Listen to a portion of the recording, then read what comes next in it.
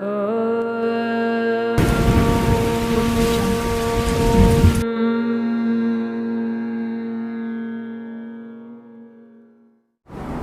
என்ன பண்ணேன், நடிகன் அந்த ஒரு நான் அப்படித்தான். எப்படிதான்? தேவைப்பட்டா குடிப்பேன், தேவைப்பட்டா என்ன பண்ணுவேன், குடிப்பேன், தேவைப்படலைன்னா குடிக்க மாட்டேன், ஏன் இஷ்டம். நீ குடிக்காத குரு உன என்ன பண்ண, உன்னை குடிக்க மாட்டேன்னு சொல்ற குரு உன உனக்கு கிடைப்பான், குடிக்காத குரு கிடைப்பானான்னு எனக்கு தெரியாது. ஆனா உண்மை சொல்ற குரு கிடைப்பானா யோசிச்சுக்கோ. நீ அங்க போன இங்க போனன்னு சொன்னா எனக்கு வெக்கமா இருக்கும். எங்க போய் நல்லா போயணும் நாயே, உனக்குள்ள போனியா? இல்ல நீ எங்கேயோ போனிய, உனக்குள்ள போனியா? உன்னை கேட்டியா? நீ தப்பு செஞ்சதுக்கு காரணம் யாரு? நீ தானே. நீ திருந்ததுக்கு காரணம் யாரு? நீ தானே. வெளிக்கிறோனா காரணம் காமிச்சிட்டு அவர் தான் எனக்கு திட்டினாரு, அதனால அவர் பின்னாடி யோசி நல்ல ஒரு வாழ்க்கையை சிறப்பாக்கிட்டாரு. ஏன்னா அந்த சாட்சியெல்லாம் கேட்டேன் நான். அந்த குழந்தை அங்கே இருந்தது பார்த்தீங்களா, அப்போ என்ன பண்ணிச்சு, இந்த சாட்சிகள் எல்லாம் ஆளுக்கு சொல்கிற சாட்சியங்கள்லாம் கேட்டுச்சு. இது நல்லா இப்படியெல்லாம் கதையெல்லாம் சொல்லுவாங்க. நான் முன்னாடி பயங்கர குடிகாரனாக இருந்தேன், கர்த்தருக்குள் பிரவேசித்த பிறகு இனி நான் குடிப்பதில்லை என்று முடிவு பண்ணிவிட்டேன். அவன் 6 மாதம் பார்த்து திரும்ப குடிச்சிருந்தாங்கிறாரு. ஓஹோ, தற்காலிகமாக விடுதலை பெற்றுட்டு இப்படியே பேசிட்டா இருந்தாலே அப்போனா நான் கர்த்தனுக்குள்ள அவன் போல இது கர்த்தனை வர கூப்பிட்டுக்கிறான். இல்லை இவன் பேசுகிற பொய்க்கு யாரை கூப்பிட்டுக்கிறான்? எல்லாத்திலும் எப்படிப்பட்ட குடிக்கணுமா குடிக்கூடாதா? குடிக்கலாமா குடிக்கூடாதா? குடிக்கூடாதுன்னா ஏன் கண்டுபிடிச்சிக்கிறான்? இல்லை குடிக்கூடாதுன்னா ஏன் கண்டுபிடிச்சிக்கிறான்? அதை எப்படி குடிக்கணும்னு தெரியல நமக்கு. ஒரு நல்ல சரக்கு ஒன்று, ஃபாரின் சரக்கு 36 முறை குடிக்கணுமா அதை, அந்த பாட்டில் கிட்டத்தட்ட ஒரு 12,000 ரூபாய். எப்படி குடிக்கணுமா பார்த்துக்க. இது நமக்கு எப்படி கிடைச்சது? குடிக்கூடாதுன்னு விட்டு இருந்தா இந்த சிவாஜி கிடைச்சிருக்குமா சொல்லுங்க. நீ உன் வாழ்க்கையில எதையுமே முடிவு எடுக்காத, ஏன்னா அந்த அதிகாரம் உனக்கு இல்லை. எதையும் என்ன பண்ணிக்காத, ஃபிக்ஸ் பண்ணிக்காத, நான் இப்படிதான்னு இருக்காத. ஏன்னா அவன் எப்படி வேணா வர தகுதியானவனாகிறான். யாரு? இறைவன் உன்கிட்ட எப்படி வேணா வர தகுதி. நான் இப்படிதான் இருந்தா உன்னால வரமாட்டான். உனக்கு தான் தெரியுமா அவன் ஏன் வரணும். அதனால உனக்கு தெரியாது. இறைவா எனக்கு எதுவும் தெரியாது. அடிக்கும் போதே வாங்கிட்டேன்னு வச்சுக்க, 4 வாட்டி அடிட்டான் அவன், பரவாயில்ல வாங்கினேன்னா அதுக்கப்புறமா உனக்கு பரிசு இருக்குது. நல்லா அப்படிலாம் வாங்கினவனே வந்துட்டுக்கிறேன்.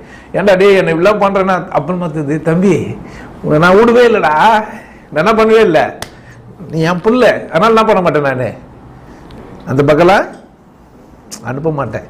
ஏன் வேலை செய்யணும்? நீ நாட்டில் நிறைய திருடனுங்க ஆகிட்டுக்கிறானுங்க, என்னை தேடுறவனுக்கு இருக்கிறாங்கடா தம்பி, நீ சொல்ல வேண்டியது இருக்குது அப்படின்னு தான் இங்கே வந்து குறை வச்சுக்கிறான்.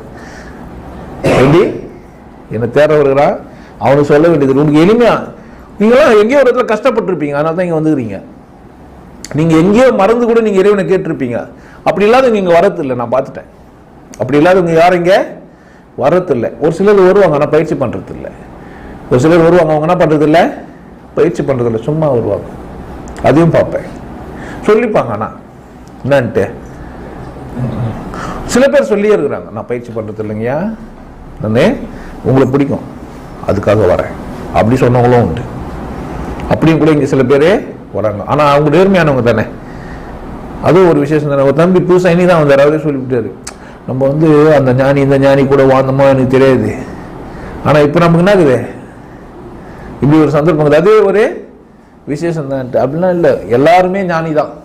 யாரெல்லாம் தேடி அடைறீங்களோ எல்லாருக்குள்ளும் இறைவன் இருக்குது. கறி சாப்பிட்றவன், ஜாதியில் மட்டமானவன், பூணல் போடாதவன் அப்படிலாம் கிடையாது. பூணல் நீ போட்டுக்கணும்னா கூட உனக்கும் கூட கடவுள் உண்டு.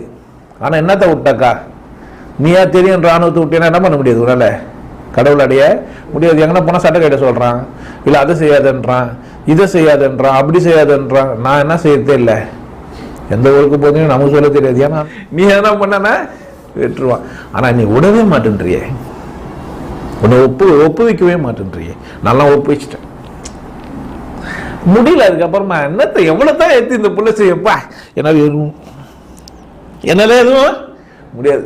நான் தியானம் பண்ணுறேன், நானே தெரிஞ்சு வச்சுக்கிறேன், காலையிலேருந்து மூச்சு விடுவேன், அந்த 5 பயிற்சி தொடர்ந்து செய்வேன். இன்றைக்கும் ஸ்டில் நவ், இன்னைக்கு மார்னிங் கூட, இன்னைக்கு மார்னிங் கூட நைட்டு போனாக்கோ நிச்சயமாக ஒரு முறை பண்ணிட்டு தான் படுக்கிறது. இருந்துங்கன்னா அவன் படுக்கும்போதும் அவன் நான் உனக்கு ஒப்புச்சிட்றேன்ப்பா, இன்றைய பொழுது என்னுடைய இது இல்லை. நான் இது வரைக்கும் என்னுடைய நீ சொன்ன வேலையெல்லாம் நான் செஞ்சேன், எப்படி செஞ்சேன்னு எனக்கு தெரியாது. ஆனால் என்ன வேலை, உன் வேலை, நான் தூங்கிடுறேன்ப்பா.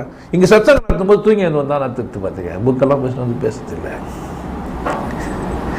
புக்கெல்லாம் சாதாரணமாக நேரத்துங்களை படிக்கிறது, ஆனால் பேசுறதுக்குன்னா செய்யறதில்லை, எதுவுமே பண்ணுறதில்லை. இப்படியே தான் நாட்கள் அப்படியே ஓடின்னு இருக்குது. ஆனால் என்னுடைய டார்கெட் என்ன, நீ எப்போ ஒத்துக்கின என்ன அப்படின்னு கேட்டீங்கன்னா, என் மரணத்தை நான் கொண்டாடுவேன். அது வரைக்கும் நீ இல்லையானா நீ என்ன ஒத்துக்கலாம், நீ இப்போவே ஒத்துக்கலாம், உனக்கு அனுபவம் தான். என்னண்டவா, பரிச்சயம் பண்ணு, பரிச்சயமா செக் பண்ணிக்கோ.